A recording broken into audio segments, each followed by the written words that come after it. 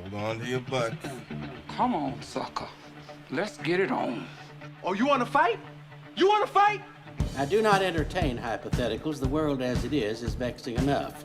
You don't know anybody named Iris? I don't know nobody named Iris. Can I have a piece of toast?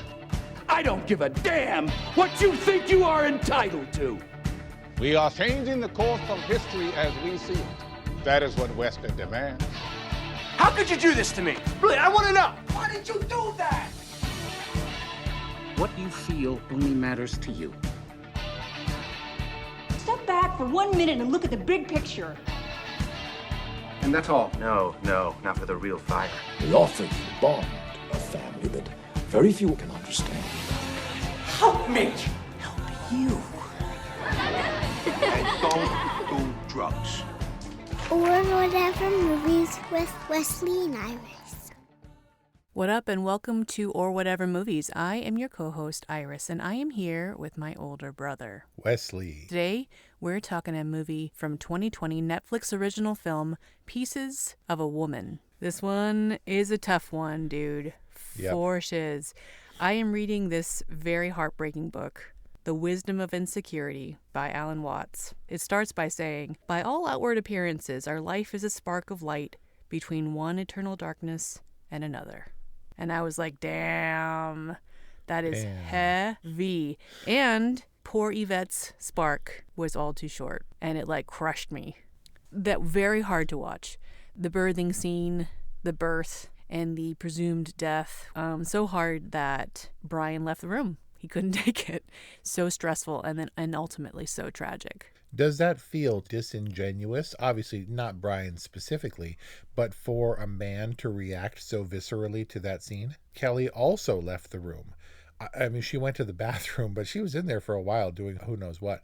And then she came back and we resumed. But you paused it while she was away, or she skipped the whole... Okay. No, it's just like I could tell she was visibly squirming and uncomfortable.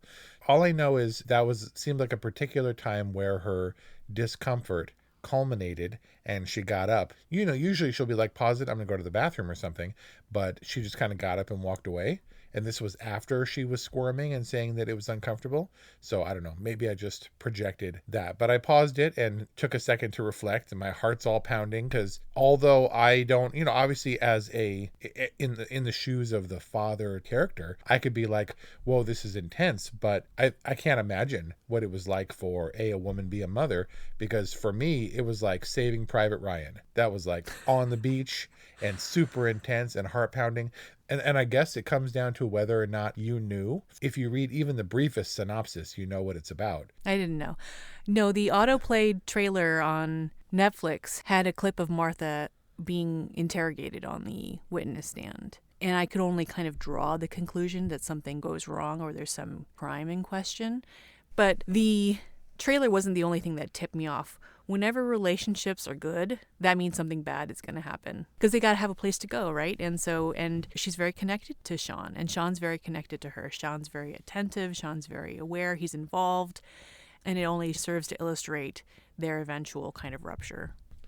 This is a film by writer Kato Weber and Cornel Mundukso, and it says in the title card, a film by the two of them. She is the writer, he is the director, and they're partners.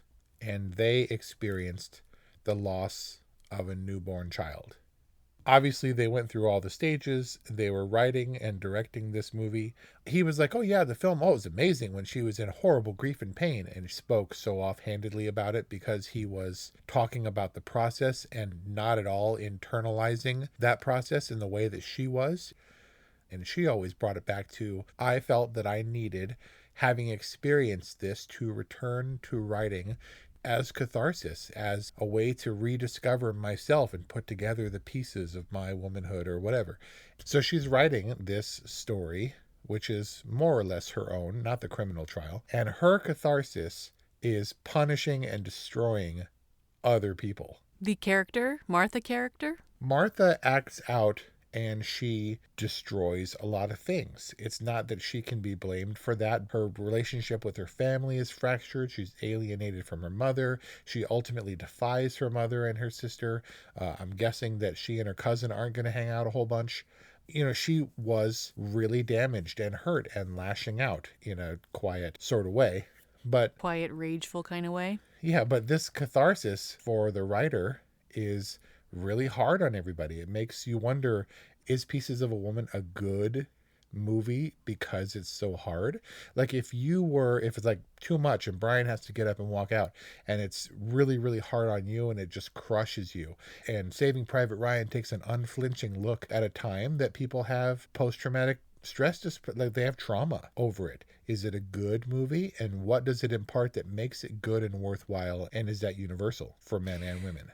I guess I'm not surprised to hear that you were moved by it, that you were stressed out and you had heart palpitations. But it is telling of how universal this experience, I think, is, because I have close associations with it. I felt like this was one of the most realistic depictions of the birthing process. Like, I think I might have verbatim said some of the things that she said. Like, I think I said, this is awful. Like, this really sucks. Some of these things that are usually caricatured in, like, comedies where they're, like, screaming and they're cursing at their partner and stuff. Like, were some of the things you said verbatim, for example, when she goes, oh!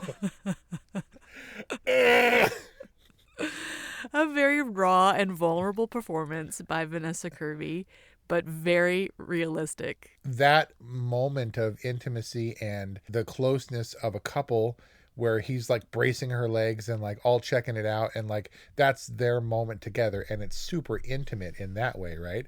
But yeah, when those intimacy scenes come, it's about huffing and puffing and you can do it and encouragement and like, I got to get it out. But the water buffalo grunt, I've never witnessed this firsthand, but that seems like not only raw, but pretty accurate, I guess, in some cases. I mean, Brian has video of the noises that I made, and I laughed out loud when the Ava character is like, oh, that's an interesting noise. Like, she's all curious about it and accepting of it. Because as I've been told, there were people out in the hallway of the hospital who were like exchanging glances when they heard me scream. It's one of the most realistic portrayals. I think it captured the intimacy. It captured the pain, the sheer suckiness of the whole experience, and the joy of it. And then the fragility and the tragedy that she experiences. That's the poster quote. It captures the pain and the sheer suckiness of the experience. So when I'm watching a movie, I can engage emotionally and I can also process it critically. But if I have a level of removal, if I'm not a woman actively giving birth, then I can look at the experience and see how it's presented on film. And so when there's an elaborate scene, a punishing scene, like the 24 minute birth scene in this movie, and it's a single take, I can suss that out. Dude, that was a whole take, because that's all I paid attention to in The Marvelous Mrs. Maisel. I got so bored, I just kind of started watching the camera techniques, and I was like, that was cool. There were some pretty crafty stitches in that one take birthing scene. I wasn't watching for the stitching. I'm hoping that in any childbirth process, as little stitching as possible is preferred. But they did it in one take. It may not have been seamless, but they did it 6 times. And apparently this is the 4th take that was used. And so even if they had to stitch it together, they filmed it more or less all at once in a single go. Wow. And usually I would notice those things. In this case, I didn't notice at all. Did you? I was so wrapped up and in it, yeah, that I wasn't paying attention to things like camera techniques. It's pretty telling of how emotionally investing that scene is, that I didn't notice. There must have been something emotionally inclusive about it and not repellent, because I would think that if this is really hard to take emotionally, that you would look for outs, right? I think this movie has a unique ability to swerve when it's appropriate, especially if you can rehearse it forever and ever and you can have it all down, so you don't have to be like, what's my line in the middle of a yelling scene or whatever. But it would sway from her to him to the midwife, all to catch those appropriate reactions as my eye maybe naturally was going. Like, okay, I know something is off here. What's the midwife feeling? And then we pan to Molly Parker's face, and you're like, there it is. Oh, dude, the baby's alive. It's looking good. And then you watch her face change. It just seemed like the camera was attuned to my brain where it was going where I wanted it to go. Just so I didn't notice. It Follows is a good example of the camera swinging exactly the way you don't want it to go. And it's like, no, on the follower murderer thing. And this one just kind of pushed exactly where I wanted it to. That's interesting. I can totally see the camera was almost projecting where you wanted to be in the scene. But I also wanted more of Shia. I felt like it disregarded him a little bit too much. Well, this movie in general, I think, did. It's strange how much he stood out in a roughneck, seems like he's quiet, slightly dumb, maybe boorish, as he put it, character that was emotionally, maybe more emotionally present than she was, just in the way he was dealing with the situation. He was okay to break down and cry and try to initiate the most awkward sex I've ever seen on film. That was somewhat consensual or whatever, wow. Right? That was bizarre, and there was definitely Shia Dong flying around. Yeah, but I don't know how much. I mean, come on. You could be methody, right, Shia? You could, like, really go for it. He didn't even have an erection. What are you going to do? Like, how successful was that going to be? But then again, he never got her 10% of the way. Those pants never even kind of came off. Wow, so you were looking at his dong enough to know that he wasn't erect. You can't. All I'm saying is that character, I think, was wronged in this way.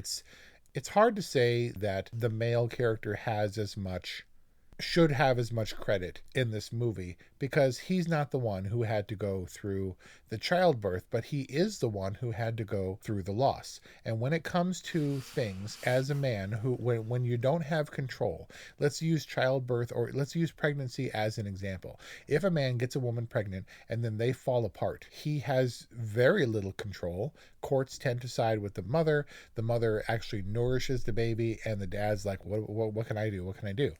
So I have sympathy for a man just in his total lack of control in all these situations. And she's going through her life and he's trying to be her partner and she's completely shutting him out. And that's hard. But of course, she can't really be blamed because she's going through the hardest time in her life also. So on that periphery, Shia gets to rage and do his thing and act his little heart out or whatever. But he factors into none of the promotion of this movie. I was like, oh, Shia LaBeouf's in this movie? I was surprised to see him, and because the camera kind of ignored him so much, it took me a while to validate that it was actually him, since he was also obscured under that beard, and he looked kind of beefy, and they had him routinely dressed in oversized flannel work shirts. But to your earlier point, so in the opening scene, which, man, opening shot, killer shot. That bridge or whatever? Oh my God, and that tracking shot on Shia that was just so active. Really great opening shot. But in that opening shot on Shia's Sean character, someone from his construction site, the bridge construction site, asks, how's Martha? And he's like, Martha's always great. Martha's fine. And I think that was pretty telling of Martha's character, who, despite the tragedy, despite the wreckage of her body that she's left with, wants to be fine. And in that way, maybe isn't dealing with the emotional wreckage that she needs to be dealing with, the hurt that she spreads around to the people in her life. It doesn't excuse her actions, but I wonder how much of Martha's kind of delay with dealing with some of the emotional wreckage has to do with the real physical wreckage that women have to deal with after childbirth. Like, I specifically remember that telltale waddle on the way to the bathroom at her office. Those really awful diapery things that you have to wear because nobody tells you that you're going to bleed for weeks after you give birth. Like, it's traumatic physical wreckage that's real and present that you have to deal with on a daily basis that probably delays dealing with some other things. That's the time when you need to be the most physically capable to be able to care for this tiny, useless thing that depends entirely upon you for survival and nourishment. Yep. And you're like, great, I'm now on the hook and totally wrecked. and even as a dude who's never gone through this process, I could see the waddle, the lactating when she sees the little girl, and her reaction to seeing all these kids around her and imagining what it was going to be, and the peas on the boobs, and probably, I'm guessing, hormone chaos that's enhancing or altering the grief process. I mean, she's just getting back on her feet. I don't know. I'm totally talking out my ass with regards to all this pregnancy stuff. I mean, I don't want to talk like my experience is unique. This is, like we were saying up top, a very universal experience. And just all around a very unique, very realistically portrayed experience. When she's on the subway and she's looking at the kids and the kids are doing their handprints and they're being kids, she's eating the apple. This apple metaphor is definitely recurrent, right? She's eating the apple. She's contemplating the seed, which I felt represented her, just everything that was baby to her. Everything suggested baby to her. I felt the same. But then you understand that the apple comes to mean regrowth and rebirth. Like literally, she helps the seeds to germinate, presumably plants the seeds and grows an apple tree, which her new daughter, Luciana, can eventually climb in. So the apple metaphor was strong, but it did seem like a little bit of a tag. Like it was a very tough story. And then the filmmakers tried to band-aid it by saying, but look, she got her little girl after all. Yes, and her towering apple trees, which I've come to realize weren't that she planted the tree, because there's no way those giant decades-old apple trees, presumably behind her mom's house, sprung up from her seeds. She could have had Luciana when she was 40. Maybe. But and those trees were, 25 years old.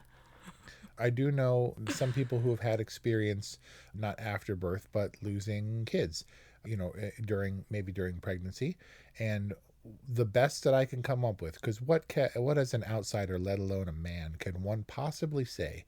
But what I did come up with was my belief is that these people one day will get everything that they want, and they won't be able to imagine what any other life could look like. And so when she gets her daughter, and that's her life moving forward, and she will always remember Yvette, but maybe that current child wouldn't have existed if Yvette had lived. Her new life would supplant her old life. Would it have been scary if at the end of the movie she found out she was pregnant again and you're like, ooh, I hope that goes well? Maybe she needed to have a kid who was strong enough, old enough, and healthy enough to climb trees and pick apples at the end. It seemed like a tag, and I couldn't tell if the filmmakers were chickening out. So you get back on the horse and you try to have another baby, and then you do, and then maybe you get everything you wanted in life. If you decide that this is God's way of telling you that you shouldn't be a mother, then you would miss out, presumably. I believe that things happen, and your ability to cope with what happens will determine what happens next. What's your opinion on home birth, and did this movie change that opinion? No, it kept it pretty much in step with what I was already going with. I was like, okay, you're far away from a hospital, and yes, EMTs can come. Maybe, hey guys, heads up, we're going to do a childbirth thing here, so be on standby. If you are home, things go wrong, and when things go wrong, look, I'm not sure that in a hospital that baby might have survived. It was really heartbreaking when Martha's mom told her, if you had listened to me, you'd be holding your baby in your arms right now. Oof. I get that it's an intimate experience. A, you're going to get your house messy, and B, if things go wrong, you don't have immediate medical attention. The midwife is only good for so much, with respect to all the midwives out there. It's really hard for me to accept, but it's not my decision. Like, if I was ever in a birth situation and they insisted upon a home birth, I would also clock what the response time is like for EMTs, the direct route to the hospital, have a physician that I tip $1,000 to keep on standby or something. Hey, why don't you be waiting at the 7-Eleven down the street just in case? I'll make it worth your while. Something. I don't know. It's very scary, and I don't really understand it's got to be this way or I'm not doing it. I don't understand that. I mean, obviously it's a very personal choice, and Ellen Burstyn's line was pretty rough to take. I mean, it was like Requiem for a Dream dark, but it's also ridiculous of her to say, right? Because there's no saying what could have or would have happened. I mean, it's just... Look, Ellen Burstyn's character was a gangster in this movie, though. She's amazing. Ellen Burstyn is the bomb. And obviously, most people recognize her initially from The Exorcist, but she's the mom who obviously loves her daughter, but has very strong opinions. Will flat out tell Shia LaBeouf, yeah, I never liked you. Here's money, go away. It's like, dude. And she had her amazing monologue. Right. She gets her moment. Yeah, it might have been a little bit on the nose, and I don't know that being held up like an malnourished chicken in World War II was the appropriate thing that her daughter needed to hear, having lost her daughter, but it speaks to her fortitude and her frustration as a mother, where she, like the Shia character, was removed, didn't have a say in any of these processes. Right. But wanted so desperately to be in control. It was such a weird, veiled reprimand. She used that story to illustrate the fact that she regrets the mothering that she did that resulted in Martha becoming a weak person, is basically what she was saying. And every moment that she was able to get control, she did. She spearheaded the civil case or the criminal case. It was a little bit hazy which one they were pursuing, if one follows the other. She got rid of Shia nice and good and exercised what control she possibly could. Someone who is a step removed, but no less feeling the pain. Yeah, and everyone dealing with their grief in their own way, right? Except for Eliza Schlesinger, the sister's dumb husband. Chris, the car salesman? Yep. Oh my gosh, their chit-chat about the white stripes was just such hilarious background banter. I Like, seriously, just so inane. I honestly think the director was like, all right, guys, we got Shia on this movie. And they were like grumbles and like, and they're like, we don't know what's going to happen, but know that he's super methody and he's going to do his thing. He's promised not to overshadow Vanessa, but we're going to go and see what happens. And he's like, so what are we doing? We're doing this movie. Let's do this movie. You guys want to talk about the white stripes? What are we doing? I'm going to throw this exercise ball at her head. And they were like, okay. Oh, damn. That was rough. You know who Chris is, though, right? Hey, I think I'm going to have my penis out in this show. I'm going to have my penis out in this scene. Is that cool with you? Because, I mean, it's cool with me. But you know who Chris is, right? Chris? Yeah, the dude who played Chris, the dumb husband. He's a Safdie brother. Yes, I learned that only after the fact. Had no idea. So, I mean, a filmmaker in his own right, but he plays this great slouchy car salesman who's got no backbone, who Shia can completely command and control. I'm assuming that Shia wanted to turn in the minivan for drug money. Oh, right, because he did like a bump at Crazy Cousin's office. Yeah, at Sarah Snook's office. Interesting turn from American Pickle. Two Pieces of a Woman. So many people in this movie. Eliza Schlesinger, who played the sister, is a very successful comedian and a high-profile personality in that sense. Never flexed the, hey, let's get a noted comedian in the role where she says nothing funny. She has a good zinger in the family dinner. Yeah, you need therapy. Why are you acting like an asshole? Right? And then she's like, asshole, and like leaves the room or whatever.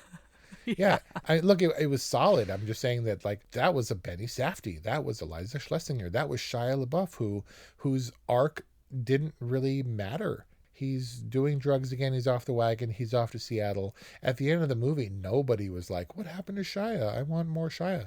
He just was a character that was very realistic and had his moment and then was gone. And this movie was all about Vanessa Kirby. Obviously, the Sean character has its utility in this film, but for me, no more than in the birthing scene. His joy at seeing his daughter was the most emotional for me. I channeled so much relief and joy and happiness from him, from his expression. Like, he was like, look at her, and he's like taking photos, and it was through him that I think that spark between the eternal nothingnesses was captured on film, but also in his response. This feels perfectly in line with what Shia LaBeouf is doing these days. And best as the sidekick. I mean, this is obviously not focused on Sean, the man's point of view, but what the limited focus he does have, he uses. He strikes this great balance between boorishness, how's that for a Scrabble word, and vulnerability. I mean, it's a really interesting, intoxicating balance. Shia is great. It's a shame that apparently in real life he's crazy. Like, this would have been the typical romantic comedy. He's kind of doofy but lovable, right? And they're like, nope, for this one, you're going to be really sad and you're going to cry and show your penis and then disappear. They'd be like, all right, I'm ready for it. Like, what are we doing? Are we shooting right now? Let's go. But we were searching for significance, right? Vanessa Kirby, while she was great and restrained and sort of far away and hollow-eyed when she was in her own head, it's a very strong performance in its strange aloofness, but she wasn't emoting. I mean, there were a few moments, I'm handling this, and she's screaming at Ellen Burstyn. But other than that, until her emotional reckoning and coming to terms with acceptance in the grief process, she doesn't give a tremendous amount. It's really constrained and simmering under the surface. So we got the heavy hitters like Shia LaBeouf and Ellen Burstyn to give those emotional those emotional release valves when we needed it. The hardest scene for me is when she shuts down, and it's completely obvious to everyone in the room what she's going through in the gravestone, the marker scene. Yeah. Where she's like, oh, well, we're not doing it. I'm donating her body. And she walks out, and they're like, can you help us out, please, by engaging here? And she's like, no, I'm not going to do it. Her process of emotional maintenance is to turn away from everybody. That's hard to deal with, but she can't be blamed for that. Well, she's a woman holding the pieces together, right? Good one. How did you deal with your grief watching this movie? I accepted it for what it was, but my frustration with her was just that she was shutting everybody else out. And then it didn't matter ultimately because we lose the Sean character, and he said he was going off to the good life and the renovation and his family or friends or whatever. But we don't know what happened. We do know that Martha ended up with a daughter, and she lived more or less happily ever after. But really, it came down to what the movie handed us, which was, I thought, inevitable. I never believed that the midwife was at fault. I was like, what are you doing? I get that you're lashing out and your mother wants to take control, but you're going to ruin this lady's life when, sorry, the home birth thing was sort of your choice. And while she wasn't the primary person who was set to deliver, I feel like she did all the things right. I feel like... Yeah. So you were never going to put her in jail for 8 years and win millions of dollars in the civil suit. Why are you punishing this woman? It's disproportionate, the weight of responsibility that the midwife has. All the legal stuff is going on in the background throughout the entire film because the Elizabeth character needs to place blame. And some of the newspaper headlines were there to suggest that the quote-unquote medical establishment was trying to make an example of the Ava character and midwifery in general. As Martha is trying to hold her life together, however flawed she goes about doing it, it never read to me like she wasn't a woman who would speak up for herself or speak her mind.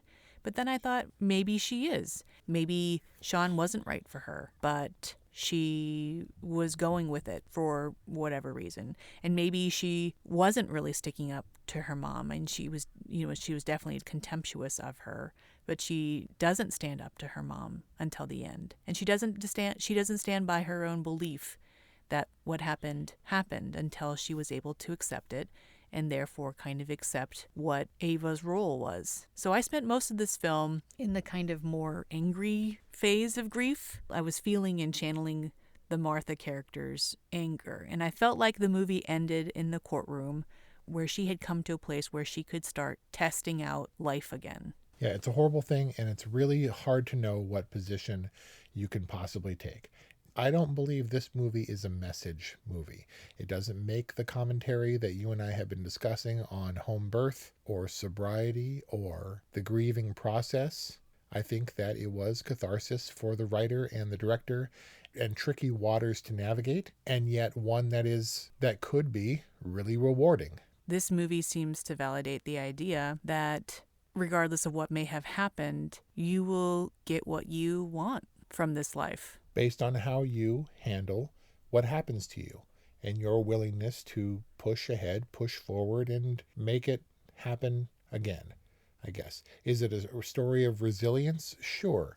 But it is the tearing of the muscle fiber that is necessary, and the pain and the soreness that is necessary for it to rebound and become stronger. And it was pretty bleak. Like, this movie was all about the soreness and all about the tearing of the muscle. But ultimately, yeah, it becomes stronger unless you give up entirely. Pieces of a Woman, a cathartic film that's not overly sentimental, that has some of the most realistic portrayals of the birthing, tearing, and healing process. Really quite a revelation for me. Pieces of a Woman is definitely a good. This movie was to motherhood what Tom Segura is to basketball. You're going to have to unpack that one. It didn't go well. And not sure about the future prospects of this team playing basketball again anytime soon. I don't know. It's not definitely all right movie for me. A little bit too dark to be the family favorite at Christmas time. Yeah, one of those kind of contradictory movies that I feel is really powerful, and yet I probably wouldn't recommend it to anybody because I don't want them to go through that pain. Well, the Academy is recommending it, at least for Vanessa Kirby. Nice to see her in a breakout role who seemed perfectly at place among these people, among these heavy hitters, strong supporting cast, and a strong role. I hope I don't hope she wins over Viola Davis, but we'll see what happens. And that's our review on Pieces of a Woman. I know. Why don't you call us with your birthing stories? No, that could probably really go badly, huh? Yes. 818-835-0473. Would love to know what you think, or whatever movies at gmail.com. Thanks for listening, and we'll see you next time.